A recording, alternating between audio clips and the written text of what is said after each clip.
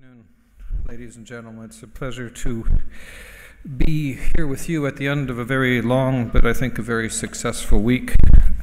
Bearing in mind the fact that people have not only attended these sessions, but attended some delicious long dinners, and then still had energy for some of you to go and dance and drink beer or wine until 3 or 4 in the morning. I'll try to be relatively economical, but I do have some final objectives that I think are quite important. One of them is to share some observations from the point of view of the IMFN Secretariat. The second is to review action items that I think we've agreed to so that it's a matter of record for us. The third thing is we have some certificates to award for some of the new model forests, so we'll be calling them up to the front. And then the last thing, certainly on behalf of all members of the network, we have quite a number of people to thank. So I'm going to start with the beginning, which is some of my own observations on the week. As has been said by others, a remarkable thing about these meetings, and this is now the 5th, depending on how you count it, global forum that I've been to, there is an almost family-like sense of collegiality and working together and enjoying one another's company, but also rising to the challenge of the agenda, the very ambitious agenda that we set for you.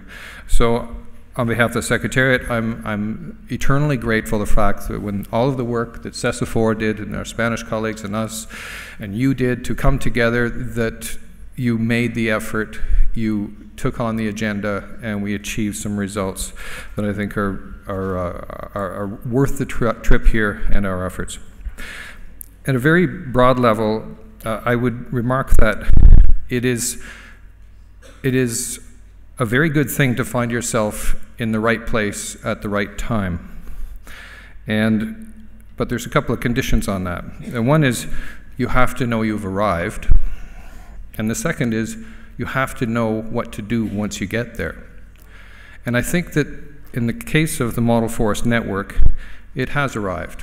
When the concept came out over 20 years ago now, it was not common wisdom. It was a bit different. We didn't do things the way Model Forests do them. But today it is. What we do as a network that is significantly matured is the way people are looking to say, how can we manage these problems that continue to grow? In addition to that, we know that because of climate change, for example, that forests are more important. And in fact, forests, after having been excluded from a lot of important international efforts, are now coming back to occupy a fairly important position. In addition to that, and maybe for not terribly agreeable reasons, there are other challenges that have brought forests back into the fore. Food, fiber, energy, climate change, population growth, water problems, desertification, we could go on. But what do all these problems mean in the intersection of them? I think one of them, at least it tells me, is that we don't have the luxury anymore of not working together. And that the work that you people have pioneered in showing that it is not only possible, but there are dividends to this approach is extremely important. And so based upon that, and referring back to climate change, we have REDD, R-E-D-D, we have REDD+, but I would challenge you that there's a third REDD to take home. And for the model forest, I would say those 3 letters stand for relevance, evidence, and documents. That is, it's important that we continue to remember that the work we do has to be relevant to the communities that we serve, the ecosystems that we're in, we inhabit, but also relevant to the people above us who are struggling with policy challenges. In evidence, we can claim success, we can have anecdotes and good stories, but we really need some hard evidence that connects our approach and our work to concrete results. And the third thing, we need to document this in a way that is compelling and in a way is shareable. We know that. And this comes back to communications, knowledge management was discussed as a strategic initiative. If we, at both regional levels and international levels, don't know what's going on, we can't tell anybody. We can't do the analysis, we can't advocate. It's difficult, I know, both at the Secretariat, at model forest level. People work usually at about 150% of their capacity. There's no spare time, there's no spare money, there's no spare staff. But somehow in that prioritization, I would urge you to take the time to communicate, even in the briefest way, up the line so that we can tell your story, so we can be advocates on your behalf at all levels. I don't think there's a problem that there is no evidence or that the relevance isn't there, but we do have to work on the documents. I'm just looking over my notes. They're really challenging themselves to try to make sense of. I think those, in terms of the messages I would leave you with, those are, I think, the big ones. Forests are important. This is the right time and the right place to be doing the work you're doing. And we at the Secretariat are here to make sure that we make the world aware of that. So turning now to actions. I've only got a small number written here, which is on the charter. We have agreed on a process. I hope, if it's not the case, that regional networks have identified focal points. If not, it's not the case, then Nicolas Duval-Mace will be calling on you. But I would urge that we get that into place as soon as possible.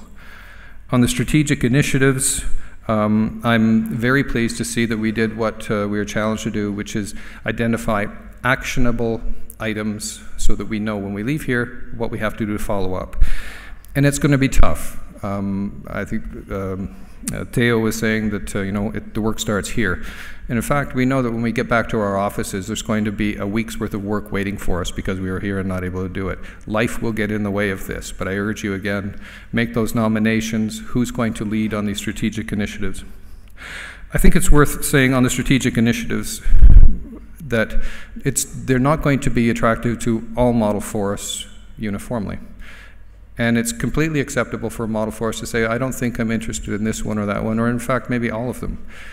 And it's important not to create those guys are in and these guys are out scenario. Participate in strategic initiatives if it's important to you. I hope you'll take the time to consider it, make it important. I think they're well chosen. But if resources don't allow it, if the interests of your partners don't allow it, these are not obligatory. But I do think we've chosen well, and if we're successful, then it will pay dividends in delivering on them. I would remark in a general way that as the network's developed, we have, in the Secretariat, benefited substantially from the leadership of the regional networks and of our committee members. And I think if you're listening to the presentations before me, you too should be impressed that you have some excellent leaders in the network, people who have the energy and the articulation and the conviction to continue to represent your interests. Finally, there's one strategic initiative that we didn't cover, but I think it will be of interest to all of us, and that is Rio Plus 20, the summit that's going to take place next year, the 20th anniversary of the announcement of the International Model Forest Network. I think that we should challenge our International Networking Committee to take this on as a specific objective to see how we can profile the IMFN at this event for all of our advantage. So those are I think that's all I have to say on action items. There may be a few more details, but I think they'll be captured elsewhere, and we will hopefully all work on them. The Secretariat certainly has a role in the strategic initiatives, and we will take it with all seriousness. So in terms of observations and action items, I think I've concluded. So with your permission, I would like to turn now and invite a number of model forests up here to receive their certificates. This is something we did to the last Model Forests Global Forum, which was model forests who are new, who weren't here around last time. Got some recognition and welcome to the model forest family. So I'm just going to get their certificates. They're here.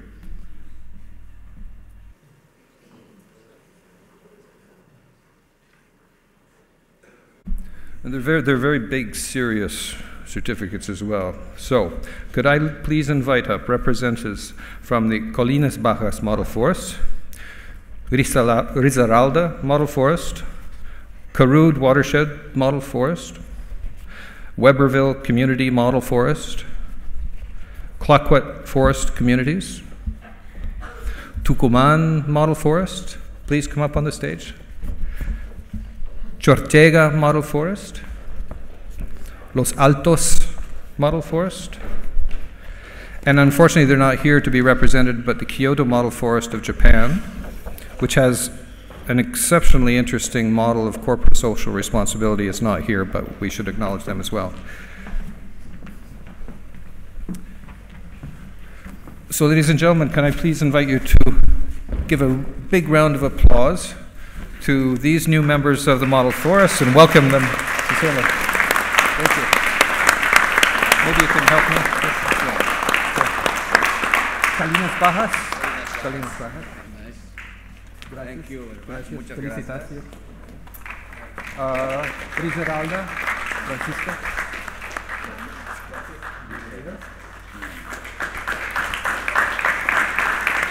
Peru.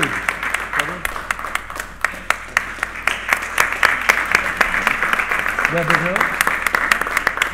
Bienvenidos. Thank you. So I got to go. Clayoquot? Ah.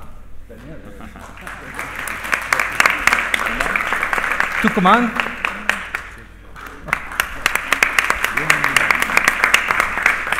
And Chortega. There you go. Thank you all. Oh, I'm sorry, Los Altos. No. Ah, okay. There, now we got them.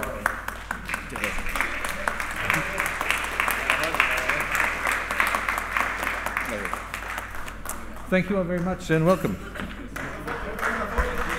Oh, all together? Okay.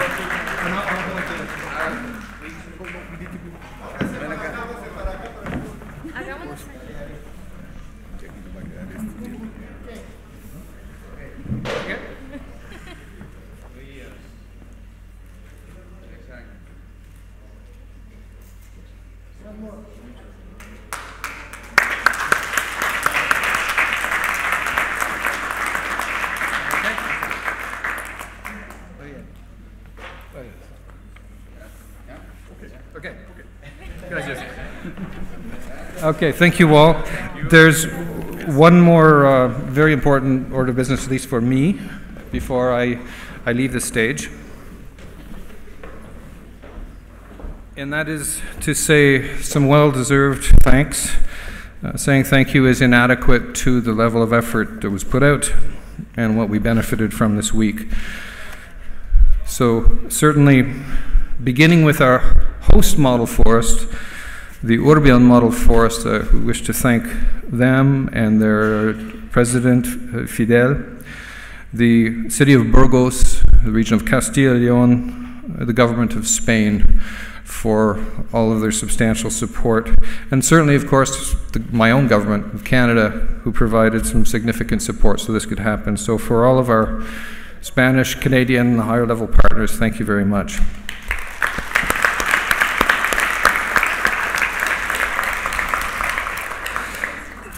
You've heard reference over the past number of days to a partner of ours, VSO.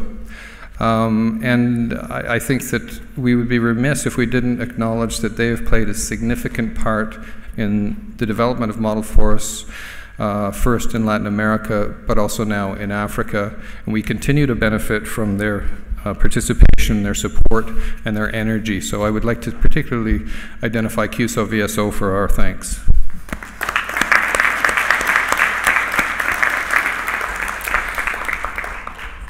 As well, they're listed here at the bottom, but our interpreters, before they get forgotten, they've worked mightily through the year, so thank you to our interpreters.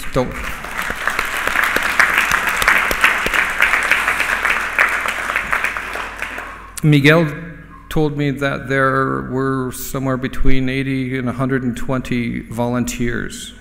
They worked with 80 here at this facility and another 60 that arranged for our field trip, which is, I don't know how you convinced them, Miguel, but I think you owe a lot of favors. Thank you to them anyway.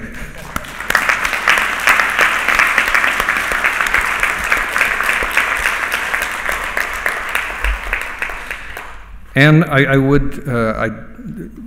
don't want to miss my own staff, who's Nicholas Duval-Mace, Brian Bennell, Pat Wiley, and Rich Verbisky, who worked in steady partnership with our colleagues in Spain. So to the IMFN staff, thanks a lot.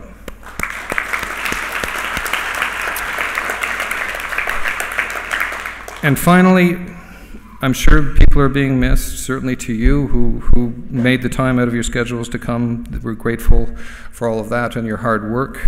I would like to ask Pilar, Jorge, Miguel, and Alvaro to please come up onto the stage.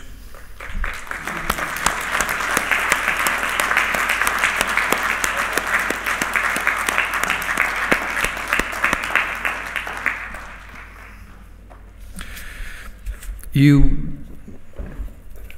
who are not with the Secretariat or locally engaged in this have no idea what it was like, some of the moments we had putting this together with particularly working between two bureaucracies across an ocean and a couple of continents and in a couple of languages, and with varying degrees of experience. But I can tell you that the partnership we had with our colleagues from Spain and CESFAR was incomparable.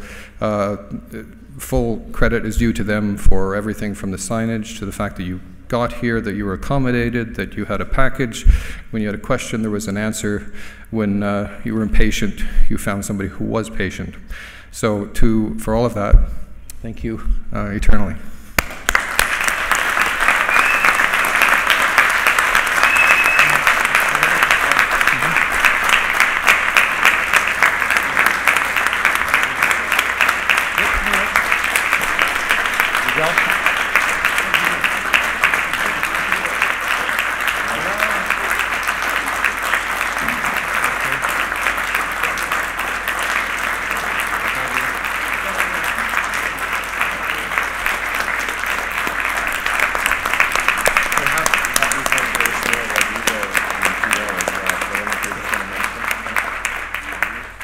And we have gifts for Ishmael, Rodrigo, and Fidel as well. When we'll make sure that they get those. So that concludes